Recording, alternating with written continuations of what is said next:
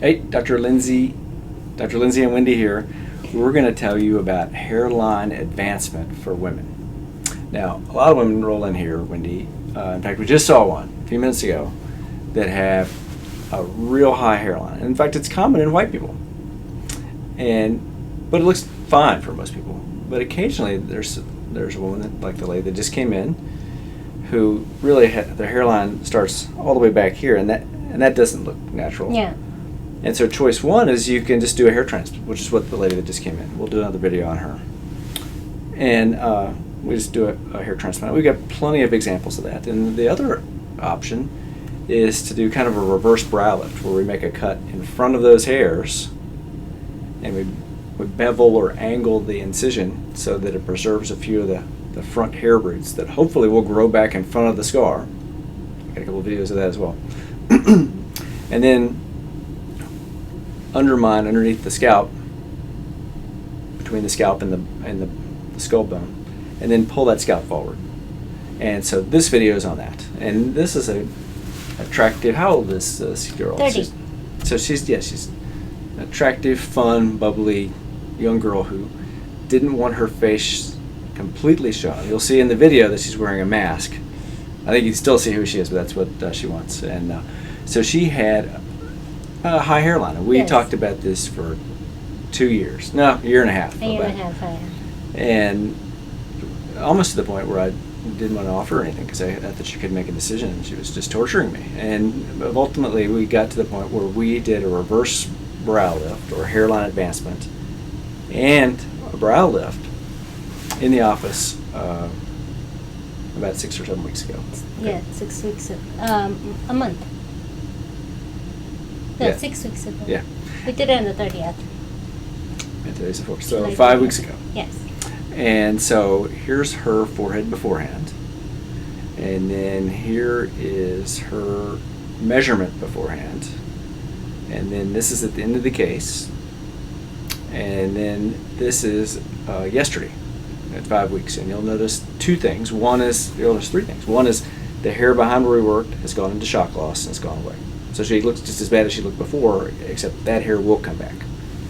Secondly, her scar is red, and that's normal. The younger you are, the redder it gets, and it'll fade. I just did a facelift on her mother. She'll scar well. And the third thing you'll notice is that her hairline has not slid back at all. Nothing stretched back. So I think we'll get almost a full inch of hairline advancement, but I still think she's going to want to do a little hair transplant next year. Yeah. And so she did this quick video a week or two ago. So take a look. Okay, here we are with Stevana. She's now 6 days out from a reverse brow lift to lower her hairline. And I did a facelift on your mother, right? Correct. And that turned out pretty good. And then we had talked for a year. You had tortured me about trying to do a hair transplant. I think I've been here for about a year and a half trying to convince him to do a hair transplant on me. And my case wasn't really major, but it bothered me. And he pretty much shooed me away for about a year and a half, and I was very persistent and ended up lowering the hairline about an inch.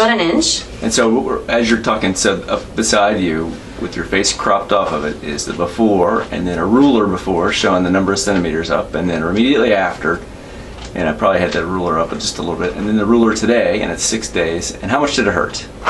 0, no pain at all. And we did this with you awake with one Valium pill, right? Awake, fully awake. Recovery was perfect. It probably took 45 minutes, and you came in every day this week except one for us to kind of make sure that everything's good. Yep. And that black thing around your eyes, since you don't want anybody to know it, that used to be up around your forehead to hold things tight. And so after the first day, that's the only dressing you've had on, right? Yep. And was that pretty upfront with you? Yep. Very smooth recovery, and I love the results. And so I think what will likely happen is that there's going to be a little shock loss behind that scar line, and then that'll come back. And I made the cut in such a way that there should be hair growing out in front of that scar. But as we talked, you're kind of an uptight female, and you may decide you want to put a few hairs there next year, but we'll wait a good year and a half to make sure. Okay? Sounds good. All right.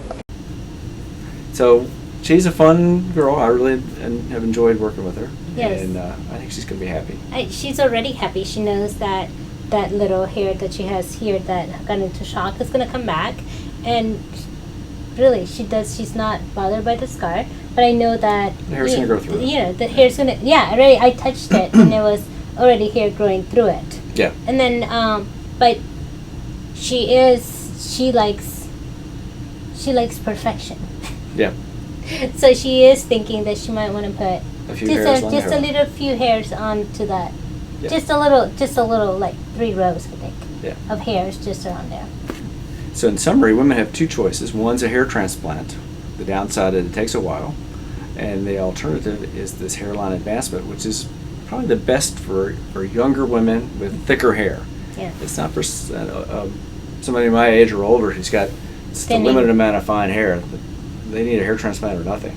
But for somebody who's got good hair and just wants their hairline lowered, particularly if they have good thick hair, this is a good choice for this is them. a good choice. If we can answer questions for you, please give us a call. Thanks.